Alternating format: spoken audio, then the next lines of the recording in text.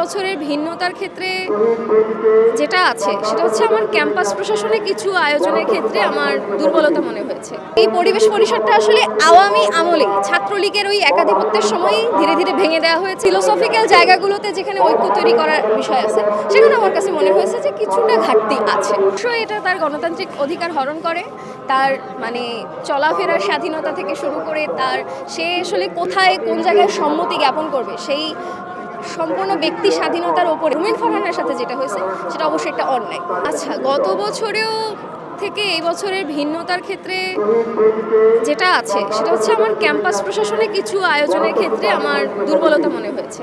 যেটা হচ্ছে ধরেন দেয়াল লিখন কর্মসূচি যেটা থাকে, এখানে আপনারা শুধু আলপনা দেখতে পাচ্ছেন, কিন্তু শহীদ মিনারের আশপাশ থেকে কেন্দ্র করে ঢাকা বিশ্ববিদ্যালয়ের যে কয়টা দেয়াল থাকে ক্যাম্পাসের ভেতরে প্রত্যেকটা দেয়ালেই কিন্তু মুছে দেওয়া হয়, সুন্দর করে তৈরি করে দেওয়া হয়, যাতে বিভিন্ন ছাত্র সংগঠনের নেতারা সেখানে তাদের দাবিনামা বা নানান রকমভাবে দেয়ালগুলোকে দেয়াল লিখনের মধ্য দিয়ে একটা শিল্প রচনা করতে পারে। এই ধরনের বিষয়গুলো ছিল।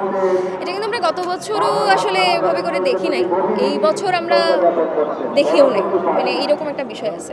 আমার মনে হয় যে এই ধরনের অমনোযোগের আচরণগুলো, এবং ধরেন আগে যেটা হতো মানে ফুল দেওয়ার ক্ষেত্রে পরিবেশ পরিষদ নামে যেটা ছিল সেটার মধ্য দিয়ে মানে ছাত্র সংগঠনগুলো একসাথে বসে ঠিক করতো যে পুরো বিষয়টা কীভাবে করে পরিচালিত হবে। কিন্তু এই পরিবেশ পরিষদটা আসলে আওয়ামী আমলে ছাত্রলীগের ওই একাধিপত্যের সময়ই ধীরে ধীরে ভেঙে দেওয়া হয়েছে, এবং সেইটার যেই ধারাবাহিকতা এখন যেটা দেখা গেছে যে ছাত্র সংগঠনগুলোর মধ্যে মানে একে অপরের সাথে ইন্টারাকশনের যে জায়গাটা থাকে এই দিবসটাকে কেন্দ্র করে সেটা কিন্তু আসলে নাই। ফলে নানান রকমভাবে আমি বিভিন্ন রকম শ্রদ্ধা নিবেদন করতে এসে তার উপরে মব ক্রিয়েট করার মতো ঘটনা আমি এখানে শুনতে পাচ্ছি। এই ধরনের বিষয়গুলো কিন্তু হয়েছে। ফলে আমার কাছে যেটা মনে হয় যে বাহ্যিক আয়োজনের যে জায়গাটা সেইটাও খুব বেশি মনোযোগ পাচ্ছে কিনা আমার দৃষ্টিতে পড়ে নাই, কিন্তু আমার ফিলোসফিক্যাল জায়গাগুলোতে যেখানে ঐক্য তৈরি করার বিষয় আছে সেখানে আমার কাছে মনে হয়েছে যে কিছুটা ঘাটতি আছে। এটা আমি মনে করি। আর ওভারঅল অ্যাজ ইউজুয়ালি লাগছে, মানে খুব বেশি পার্থক্য বিষয়টা আমার কাছে ওরকম মনে হচ্ছে না। অবশ্যই এটা তার গণতান্ত্রিক অধিকার হরণ করে, তার মানে চলাফেরার স্বাধীনতা থেকে শুরু করে তার সে আসলে কোথায় কোন জায়গায় সম্মতি জ্ঞাপন করবে সেই সম্পূর্ণ ব্যক্তি স্বাধীনতার ওপরে, ব্যক্তি স্বাতন্ত্র্যের ওপরে কিন্তু এক ধরনের হস্তক্ষেপ করা আমি সেটা মনে করি, এবং একটা অগণতান্ত্রিক আচরণ, এবং আমি এটার তীব্র প্রতিবাদ জানাই, নিন্দা জানাই। কারণ নবনির্বাচিত সরকার মানে সেই জায়গা থেকে তো মানুষজন তাকে যদি ভোট দিয়ে মানে নির্বাচিত করে তাহলে মানুষের একটা এক্সপেকটেশন থাকে যে এইবার বিগত সময়ের যেই মব কালচারগুলো ছিল সেটা ধীরে ধীরে মানে মেলাইন করে এখানে একটা গণতান্ত্রিক কালচার স্থাপন করা হবে। সেই জায়গাটাই তো ভেঙে গেছে, মানে রাজনৈতিকভাবে সেই প্র্যাকটিসের জায়গাগুলো কিন্তু আসলে কিছু ক্ষেত্রে আমরা ভঙ্গ হতে দেখছি। ফলে আমরা এই বিষয়গুলোর সম্পূর্ণভাবে বিরোধী, এবং আমরা এটার বিরুদ্ধে সর্বদাই ভয়েস রেইজ করব, এবং এই বিষয়গুলোর বিরুদ্ধে আমাদের ফাইট আগেও ছিল, এখনও থাকবে, চলতেছে। আর রুমিন ফারহানের সাথে যেটা হয়েছে সেটা অবশ্যই একটা অন্যায়।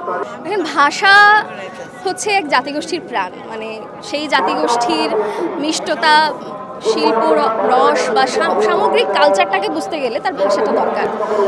ফলে ভাষা শুধু মুখে দিয়ে কথা বলে না, ভাষার মধ্য দিয়ে যুক্ত থাকে বাক স্বাধীনতার বিষয়টা, ভাষার মধ্য দিয়ে যুক্ত থাকে গণতন্ত্রের মানে খুবই গুরুত্বপূর্ণ যে স্তম্ভগুলো, আমার শিক্ষা, আমার কথা বলার অধিকার, আমার রাজনৈতিক চিন্তা চেতনা ধারণ করার অধিকার, সব কিছুই কিন্তু এই ভাষার সাথে যুক্ত থাকে।